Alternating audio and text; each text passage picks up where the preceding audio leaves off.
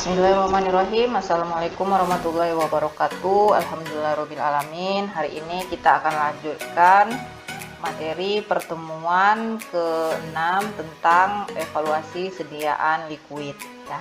Jadi setelah di awal kita sudah tahu tentang evaluasinya, sifat psikokimia, preformulasi sampai ke formulasi perhitungan farmasinya nanti untuk saat praktikum. Nah, sekarang juga kaitan dengan apa yang akan kita lakukan pada saat praktikum nanti, yaitu adalah tentang mengevaluasi sediaan liquid. Jadi setelah diformulasi, setelah jadi suatu sediaannya, kegiatan lanjutannya adalah kita lakukan evaluasi. Evaluasi di sini lebih spesifiknya adalah untuk fisiknya. Jadi seperti diingat kembali, stabilitas itu ada dua, stabilitas secara fisiknya dan secara biofarmasi atau kaitannya ke efektivitasnya. Nah, untuk praktikum kita hanya sampai melakukan di fisiknya saja. Jadi stabilitas secara fisik suatu sediaan yang telah kita formulasi. Kenapa sampai dilakukan evaluasi atau apa tujuannya gitu. Nah, pada materi-materi sebelumnya kan ada tuh hal-hal yang harus diperhatikan. Nah, stabilitas dari suatu sediaan itu kan secara teorinya, artinya dari teori-teori itu kita harus mempertimbangkan kondisi-kondisi tersebut, kecepatan sedimentasinya, viskositasnya, kemudian stabilitas-stabilitas yang lainnya, ukuran partikelnya. Nah, di evaluasi inilah untuk pembuktiannya. Ukuran partikel tadi kita yakinkan dia sudah halus. Nah, di sini akan dilihat evaluasinya mampu enggak sih partikel tersebut bisa bertahan sesuai dari yang awal kita targetkan. Dia itu memang ukurannya tidak berubah, tidak menjadi membesar membentuk agregat. Kalau di suspensi agregat bahkan nanti yang ujung-ujungnya sampai ke pembentukan caking ya. Nah, di evaluasi ini adalah aplikasi dari teori-teori yang telah dipelajari pada materi-materi sebelumnya ya. Oke, kita akan lanjutkan untuk capaian setelah perkuliahan ya. Jadi capaiannya ini hanya ada dua, mahasiswa itu dapat mengetahui evaluasi sediaan larutan 1 fase dan evaluasi sediaan 2 fase. 3 dan 4 mohon maaf lupa diperbaiki. Oke, kita lanjut saja. Yang pertama itu adalah tentang larutan 1 fase. Larutan 1 fase, jadi mundur lagi ke belakang pada pertemuan pertama bahwa sediaan liquid atau sediaan larutan itu terbagi dua, ada yang 1 fase homogen dan ada 2 fase yang heterogen ya. Yang 1 fase homogen itu adalah seperti sirup, artinya dia terlarut sempurna, tidak bisa dibedakan lagi antara solutnya di dalam solvennya gitu ya. Artinya ya yang kelihatan itu cuma solven aja, padahal di dalam itu ada campuran solutnya, partikel padat dari si solut. Nah, yang kedua adalah yang 2 fase bersifat heterogen. 2 fase heterogen itu adalah emulsi dan suspensi. Kalau si suspensi terdispersi secara merata, campuran antara zat padat yang tidak larut tetapi terdispersi di dalam solvennya. Nah, kalau si emulsi, campuran 2 jenis cairan yang tidak dapat bercampur secara alaminya, tetapi dengan bantuan emulgator dia akan tercampur secara heterogen. Jadi salah satu fase misalnya minyak di dalam air, berarti minyaknya yang akan terdispersi di dalam air. Oke, kita akan lihat yang pertama adalah organoleptis. Untuk organoleptis tidak hanya di 1 fase tetapi juga bisa 2 fase ya.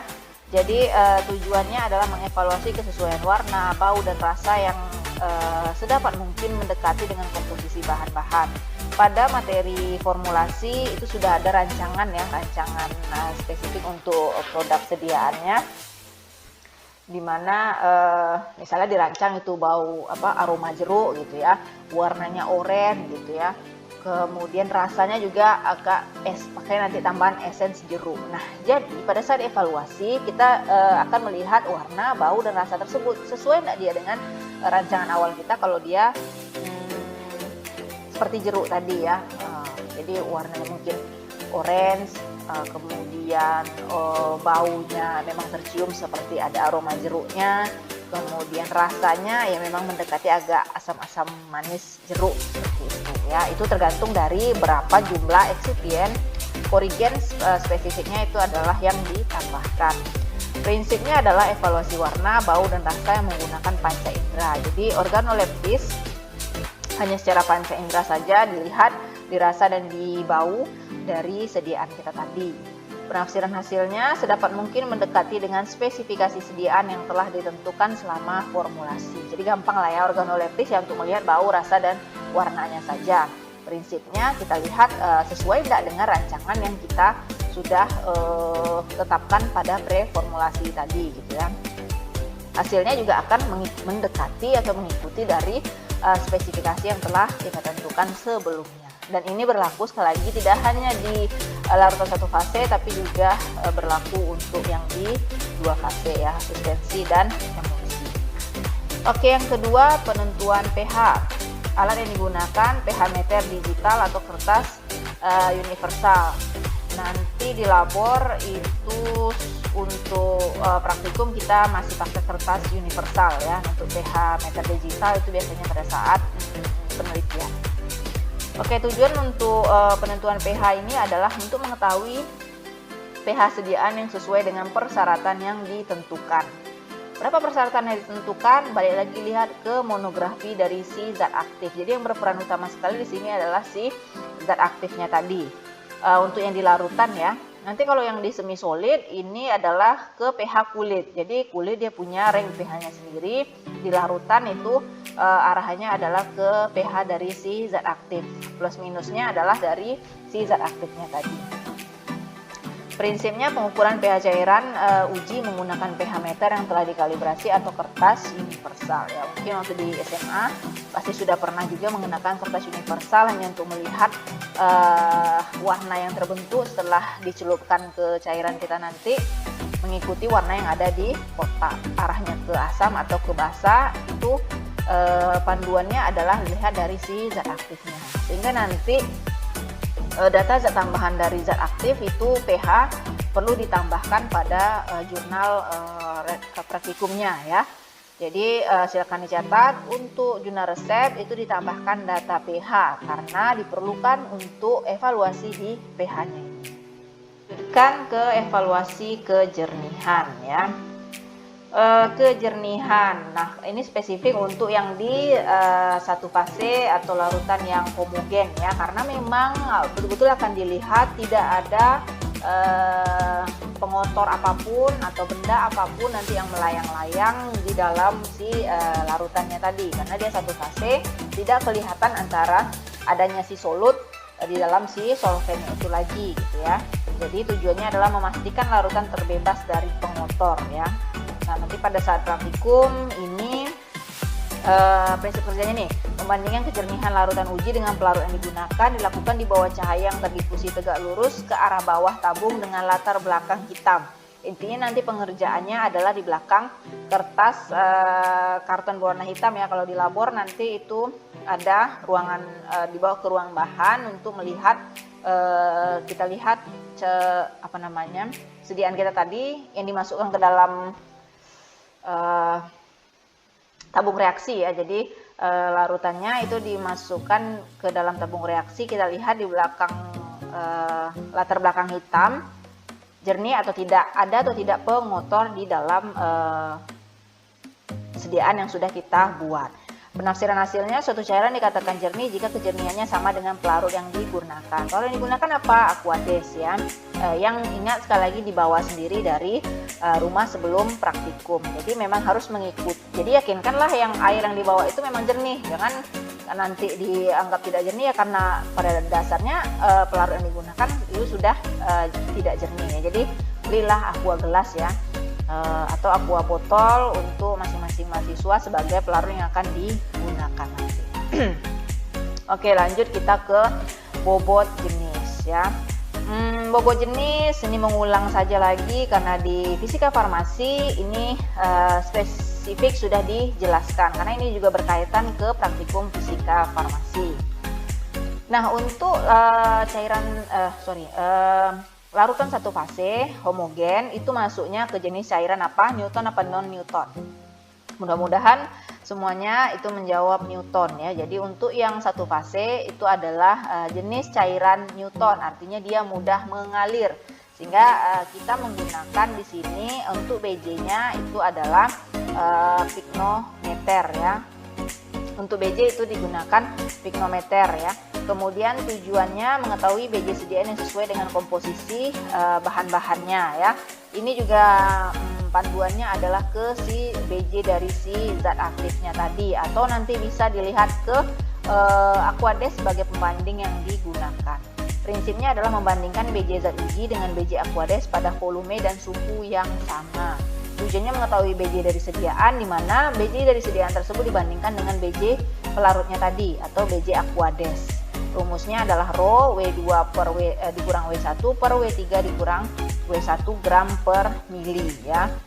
Ini sudah ada keterangannya, ini hanya diulang lagi saja. Mudah-mudahan itu sudah dipelajari di fisika farmasi. Jika belum, bisa dijadikan panduan untuk mata kuliah fisika farmasinya. Kemudian hasilnya, karena pembanding dan pelarut yang digunakan adalah Aquades, sehingga hasil yang diharapkan adalah sama atau mendekati dengan BJ Aquades, yaitu 1 gram per mili ya. BJ Aquades itu adalah diketahui 1 gram per mili ya. Sehingga nanti BJ sediaan diharapkan itu adalah mendekati 0,999 sekian gitu ya, atau 0,1,00 sekian gitu, plus minus dari 1 gram per mili, karena BJ Aquadesnya adalah 1 gram per mili ya. BJ larutan yang sudah di BJ pembanding yang sudah diketahui itu adalah Aquades 1 gram per mili. Oke, lanjut kita ke viskositas. Nah, BJ dan viskositas itu punya kaitan sinergis ya, atau tegak lurus dia gitu. Semakin tinggi BJ maka viskositasnya akan semakin tinggi pula. Nah, ini yang Ibu sebut tadi berkaitan ke cairan Newton, sehingga viskometer yang kita gunakan itu adalah viskometer Ostwald ya, viskometer Ostwald atau viskometer U, seperti U gitu ya, huruf U. Nanti di salah satu tabung ada bulatan atau bundaran yang lebih besar ya, itu untuk sebagai penampung dari si cairannya. Tujuan dari evaluasi ini adalah menentukan sifat alir suatu sediaan ya. Viskositas merupakan salah satu kestabilan juga ya dari suatu sediaan suspensi ya. Jadi nanti mungkin bisa diulang lagi, atau bisa gambarannya adalah seperti itu ya, minyak sama air gitu ya, dimana minyak alirnya akan lebih lambat daripada yang si air. Nah, kalau kita yang di larutan satu fase itu adalah Newton, dimana dia mudah mengalir ya. Oke, prinsipnya menghitung waktu yang diperlukan cairan uji untuk melewati pipa kapiler. Jadi viskometer Ostwald itu prinsip pengukurannya adalah waktu yang digunakan untuk melewati pipa kapiler. Bisa dilihat nanti di diktat fisika farmasinya atau di googling saja untuk gambar viskometer Ostwald-nya itu adalah nanti ada tanda di salah satu pipanya itu. Nah, itulah yang di waktu untuk melewati pipa kapiler itulah yang akan ditentukan ya. Otomatis dia akan sangat cepat sekali karena dia mudah mengalir, 0,00 sekian-sekian detik ya. Oke. Rumusnya adalah eta 1 per eta 2 sama dengan rho 1 dikali T1 per rho 2 dikali T2. Ini keterangannya, eta itu adalah kekentalan cairan yang akan ditentukan, satuannya adalah centipoise. Nah, penafsiran hasilnya, karena pembanding dan pelarut yang digunakan adalah Aquades, sehingga hasil yang diharapkan adalah sama atau mendekat dengan viskositas Aquades, yaitu adalah 1 centipoise atau 100 poise. Nah, sama seperti viskositas, sama seperti BJ tadi yang pelarutnya pembandingnya adalah Aquades, viskositas juga seperti itu menggunakan Aquades, di mana viskositas dari pembanding itu sudah diketahui adalah 1 centipoise atau 100 poise untuk Aquades ya. Jadi, nah satu lagi untuk pengguna rumus yang di bawah eta 2, rho 2 dan T2 itu adalah pembanding. Jadi jangan salah letak rumus ya. Yang zat uji per pembanding seperti itu ya. Yang satu itu adalah zat uji, kemudian yang dua itu adalah pembanding yang digunakan ya. Oke. Nah, Ingat viskometernya namanya Oswald, karena apa? Karena dia berupa cairan Newton. Cairan Newton itu adalah mudah mengalir, jadi waktunya nanti bisa mungkin 0, sekian detik atau 1, sekian detik. Sangat cepat dia turun dari batas pipa kapilernya tadi. Oke, nah selesai untuk yang larutan 1 fase. Sekarang kita lanjutkan ke larutan 2 fase, yaitu yang pertama adalah suspensi. Oke, yang pertama adalah volume sedimentasi. Nah, ini berkaitan dengan hal-hal yang perlu diperhatikan dari sedian suspensi, yaitu adalah kecepatan sedimentasinya, berkaitan juga nanti sama ukuran partikelnya tadi ya. Oke, volume sedimentasi adalah perbandingan antara volume sedimentasi akhir terhadap volume awal suspensi sebelum mengendap. Jadi volume awal suspensi atau fenol ini, misalnya kita mau buat suspensinya itu 60 mili, nah FU ini adalah setelah didiamkan beberapa saat, berapa volume akhir yang terbentuk yang masih terdispersi, bukan yang mengendap ya. Tujuannya adalah mengetahui nilai sediaan yang berkurang karena mengendap. Mengetahui nilai sediaan yang berkurang karena mengendap. Rumusnya F sama dengan FU per F0. FU yang sudah mengendap per F0 yang di rancangan kita tadi, volume awal yang diformulasi.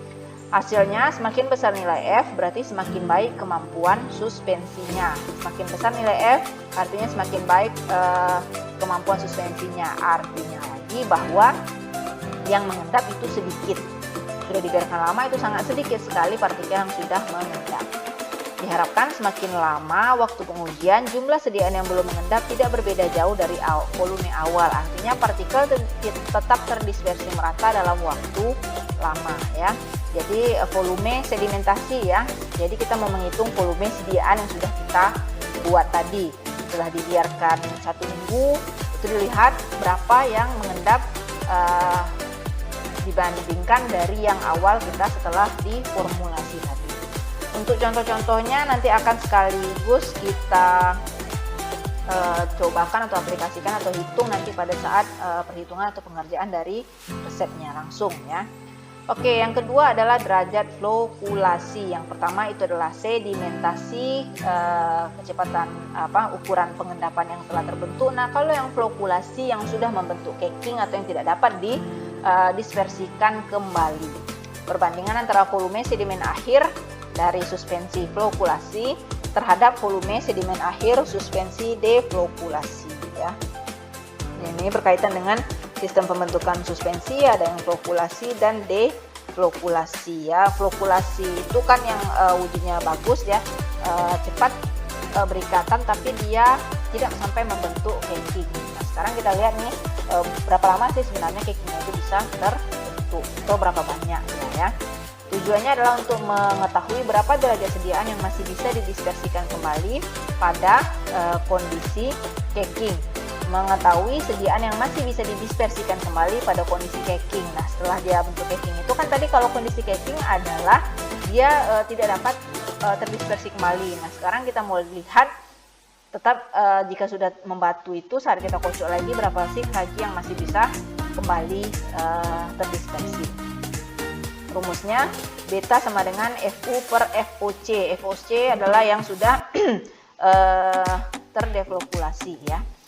Nilai flokulasi yang terjadi pada sediaan suspensi, jika nilai beta sama dengan 1 artinya tidak terjadi flokulasi. Artinya kalau dia kurang ya berarti dia akan sudah terjadi flokulasi, sedikit lah yang dapat didispersikan kembali. Artinya banyak yang sudah terbentuk caking yang tidak dapat terdispersikan kembali.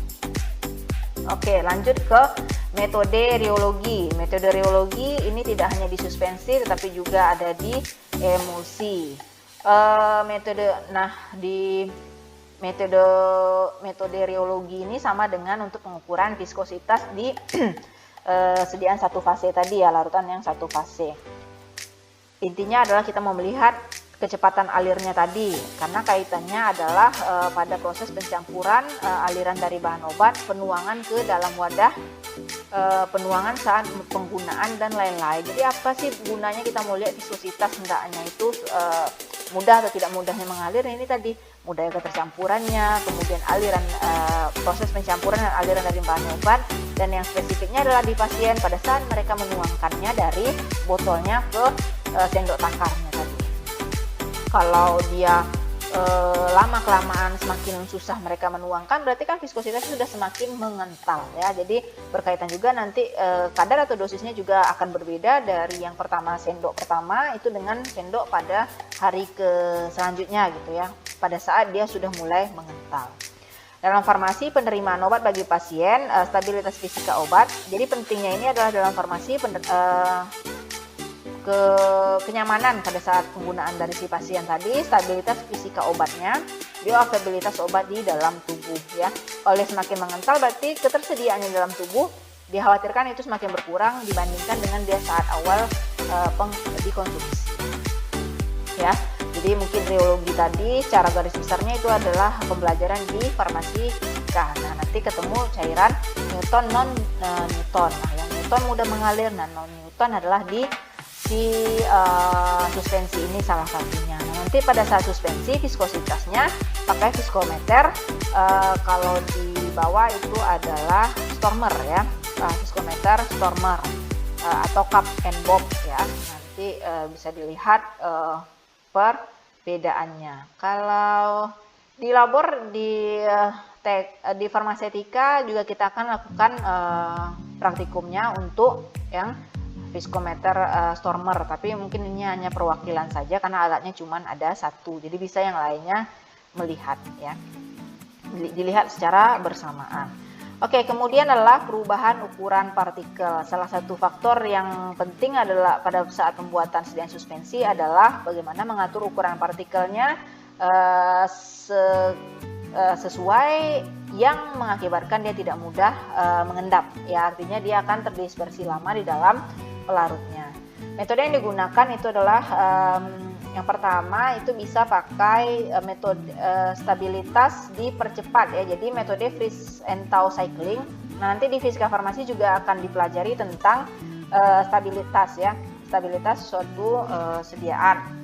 Stabilitas itu ada dua, stabilitas sebenarnya dan stabilitas dipercepat. Nah, untuk yang sebenarnya itu adalah dengan mengevaluasi suatu sediaan kontinu setiap minggu selama 2 bulan.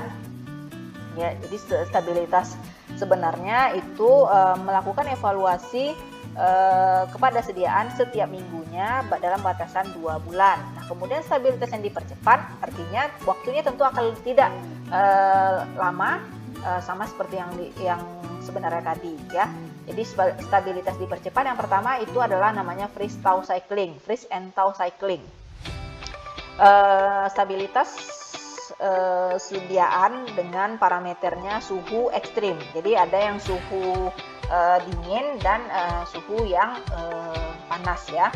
Jadi dalam satu siklus, 1 hari dimasukkan ke dalam kulkas, 1 hari di dalam oven ya. Mudah-mudahan nanti di fisika farmasi ini akan lebih diperjelas lagi ya. Jadi ini adalah freeze thaw cycling, itu adalah parameternya adalah suhu ekstrim. Suhunya itu adalah di 0 derajat Celcius, kemudian di 40 derajat Celcius, tergantung kalau di cairan itu adalah di satu siklus itu 2 hari ya, 24 jam. Dilakukan selama 6 siklus, berarti 12 hari pengujian saja. Kalau yang tadi kan sampai di 60 hari pengujian ya. Kalau ini cukup hanya di 12 hari saja. Nah, parameter dinyatakan dia stabil itu adalah pada siklus ke-6 sediaan itu tidak terjadi perubahan apapun ya. Masih seperti saat awal dilakukan pengujian. Jadi nanti kalau penelitian kalau yang mau direfar itu adalah difoto sebelum atau minggu pertama dan setiap minggunya, dan di di siklus maksud Ibu ya, di siklus pertama sampai siklus ke-6. Nanti dilihat tidak ada perubahan apapun pada selama 6 siklus evaluasi tadi. Kalau di suspensi selain untuk ukuran partikel itu adalah melihat pertumbuhan kristal karena perubahan ukuran partikel dan sifat dari si kristalnya tadi ya.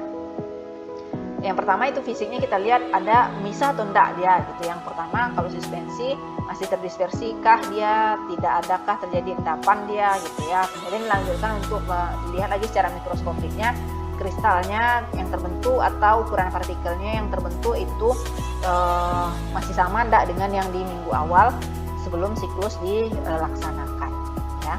Oke, presentau cycling ya. Nanti yang keduanya itu ada di sentrifugasi namanya ya. Kalau yang tadi itu adalah berdasarkan parameternya suhu ekstrim. Nah kalau ini adalah berdasarkan gaya gravitasi ya. Ini juga yang dipercepat. Ini kita akan kita lihat dulu untuk resep. Tapi alatnya ada di labor farmasetika. Kita lihat memisah enggak dia nanti setelah diputar pada pada kecepatan tertentu dari si campuran cairannya tadi gitu ya. Nah, untuk uji sentrifugasi ini menggambarkan kestabilan suatu sediaan dalam waktu 1 tahun. Jadi untuk bisa melihat expired date-nya juga ya, dalam 1 tahun dia masih stabil atau tidak ya. Jadi sentrifugasi dan freeze and thaw ini adalah untuk ketahanan dari sediaan, waktu penggunaan, shelf life-nya gitu ya, berapa lama suatu sediaan tersebut masih stabil dalam bentuk konsep bentuknya tadi, apakah dia suspensi atau emulsi. Oke, kita lanjut untuk evaluasi larutan 2 fase lainnya, yaitu adalah sediaan emulsi ya. Emulsi campuran air sama minyak ya. Metodologi sama yang sudah dijelaskan tadi itu sama, kita bisa juga pakai yang si Stormer ataupun nanti Brookfield ya. Kalau yang di labor farmasetika itu ada namanya Brookfield, tapi itu hanya digunakan untuk penelitian saja. Oke, yang ketiga, yang spesifiknya di emulsi itu adalah penentuan tipe emulsi, karena ada di materinya itu adalah tipe emulsi, ada A per M, M per A, sehingga salah satu evaluasi yang spesifiknya adalah ya ditentukan tipe emulsinya, sesuai tidak dia dengan rancangan awal formulasi yang sudah kita tetapkan. Kalau dari awal kita mau melihat dia adalah minyak di dalam air, berarti nanti pada saat dievaluasi ini betul-betul jawabannya adalah minyak di dalam air, bukan kebalikannya. Untuk tipe emulsi itu untuk mengetahui kesesuaian tipe emulsi yang dibuat dengan tipe emulsi yang telah diformulasikan sebelumnya dan melihat kemungkinan terjadinya inversi fase. Inversi fase adalah salah satu bentuk ketidakstabilan dari emulsi, di mana konsentrasi dari zat pendispersi dan terdispersi itu hampir sama banyak, jadi agak galau dia mau pindah kiri atau kanan gitu untuk fasenya tadi gitu ya. Nah, uji dari penentuan tipe emulsi itu ada 2, dengan pengenceran 1 dan dengan pewarnaan. Dengan pengenceran, emulsi dapat diencerkan hanya dengan fase luarnya saja, misalnya seperti ini. Jadi kalau untuk pengenceran itu kita pakai buret ya, nanti ya kita lihat berapa volume untuk bisa mengencerkannya. Oke, misalnya gini, kalau dia minyak di dalam air, yang terdispersi adalah minyak ya, berarti fase luarnya air. Kira-kira untuk mengencerkannya banyak apa sedikit air yang diperlukan? Kalau fase eksternalnya adalah air, jawabannya adalah sedikit ya, karena dia fase eksternalnya artinya yang lebih banyak itu adalah air, berarti ya akan lebih mudah dia diencerkan. Konsepnya seperti itu untuk pengencerannya, dilihat dari fase luarnya. Kemudian uji warna, menggunakan zat warna yang larut di dalam air, yaitu adalah methylene blue. Untuk praktikum kita akan cobakan sepertinya kita akan cobakan kedua evaluasi ini ya, karena sebelumnya senior-seniornya itu hanya evaluasi zat warna saja. Nah, silakan dicatat ya, mungkin yang pengenceran tadi itu adalah konsepnya menggunakan buret tadi ya, dilihat berapa volume aquades yang bisa digunakan untuk mengencerkan dari si sediaannya tadi. Kalau dia tipe luarnya adalah air, tentu aquades yang digunakan untuk mengencerkannya lebih sedikit. Itu adalah untuk yang pengenceran. Nah, kalau uji warna, kita menggunakan zat warna namanya methylene blue. Di mana methylene blue ini dia memiliki sifat kelarutan yang larut di dalam air. Nah, sama seperti yang tadi, kalau dia minyak di dalam air, pengenceran tadi adalah minyak di dalam air, berarti hasilnya pada saat uji pengenceran, air yang digunakan untuk mengencerkannya sedikit. Nah, kalau uji warna minyak di dalam air, bagaimana kondisi si methylene blue yang mudah larut dalam air tadi? Dia larut atau dia mengendap. Jawabannya adalah si metilen bluenya saat kita teteskan ke dalam cairan kita, itu dia akan langsung tersebar merata warnanya, birunya gitu ya. Jadi dia akan melarut sempurna juga di dalam fase luarnya tadi. Nah kalau dia kebalikannya, air di dalam minyak, berarti dia akan tidak terlarut gitu ya, akan atau memisah lah antara si metilen blue dengan airnya tadi ya, dengan sediaan kita tadi, fase luarnya yang minyak ya. Jadi seperti itu. Kalau untuk yang di semi solid nanti dia baru akan terjadi pengendapan atau tidak, atau artinya nanti akan lebih kelihatan gitu ya. Kalau yang di semi solid saat diteteskan di atas semi solidnya tadi itu larutan metilen blue. Kalau untuk di warna ya kita sama-sama teteskan, kalau dia larut tipenya minyak di dalam air, maka metilen blue-nya akan tersebar merata. Kalau dia air di dalam minyak, berarti metilen blue-nya akan memisah ya. Kata kuncinya seperti itu untuk hasil dari penggunaan uji tipe emulsi. Lanjut kita ke penentuan ukuran globul. Nah, globul mungkin masih ada yang bingung apa itu globul, atau bertanya, atau bahkan ada yang masih ingat dari definisi dari emulsi itu sendiri adalah campuran dua jenis cairan yang tidak dapat bercampur, di mana salah satu cairannya itu terdispersi dalam bentuk globul-globul dalam cairan yang lain. Artinya ya gambaran si emulsi sebelumnya lah ya, bulatan-bulatan atau globul-globul dari salah satu fase. Kalau minyak di dalam air, berarti yang akan dilingkupi itu adalah globul-globul minyak di dalam fase eksternalnya fase air. Tujuannya adalah untuk mengetahui stabilitas emulsi ataupun mikroemulsi dengan melihat ukuran globul emulsi menggunakan alat namanya particle size analyzer ya. Ini tidak kita lakukan karena alatnya juga tidak ada di sini, dan ini juga perlu ya alatnya intinya tidak ada di sini ya. Tapi cukup diketahui saja ini untuk mengetahui ukuran globulnya tadi gitu ya. Sama kalau suspensi tadi ukuran partikel kan. Nah, kalau ini adalah ukuran dari si globul fase air atau fase minyaknya yang terdispersi sebagai fase internalnya. Oke, kita lanjutkan ke sentrifugasi. Nah, sentrifugasi tadi sudah dijelaskan, ini untuk uji stabilitas yang dipercepat ya, menggunakan alat sentrifugator namanya ya, dengan kecepatan tertentu dalam waktu tertentu. Makin tinggi kecepatan sentrifugasi yang dapat ditahan oleh sediaan, makin stabil sediaan tersebut. Nah, ini berdasarkan gravitasi ya, nanti pada saat dibolak-balik lah, pada saat didistribusi pengantarannya gitu ya, dia masih tetap stabil dalam bentuk rancangan sediaan yang awal dirancang ya. Biasanya umumnya ini adalah untuk di emulsi. Kenapa? Karena air sama minyak ya. Jadi betul-betul mau dijaga, dilihat nih bagaimana keterikatan antara air dalam minyak ini dalam pengaruhnya dalam gravitasi. Masih tetap kompak mereka bersatu. Oke, sudah selesai untuk materi tentang evaluasi sediaan liquid ini ya, satu fase dan dua fase. Aplikasinya, hitung-hitungan dan bagaimana nanti mengisi jurnalnya itu kita akan langsung saja pada saat pengisian jurnal ya. Aplikasinya nanti pada saat contoh pengisian jurnal dengan evaluasi dari masing-masing bentuk sediaan yang akan dikerjakan, yang akan dibuat. Oke, Ibu cukupkan. Terima kasih. Wassalamualaikum warahmatullahi wabarakatuh.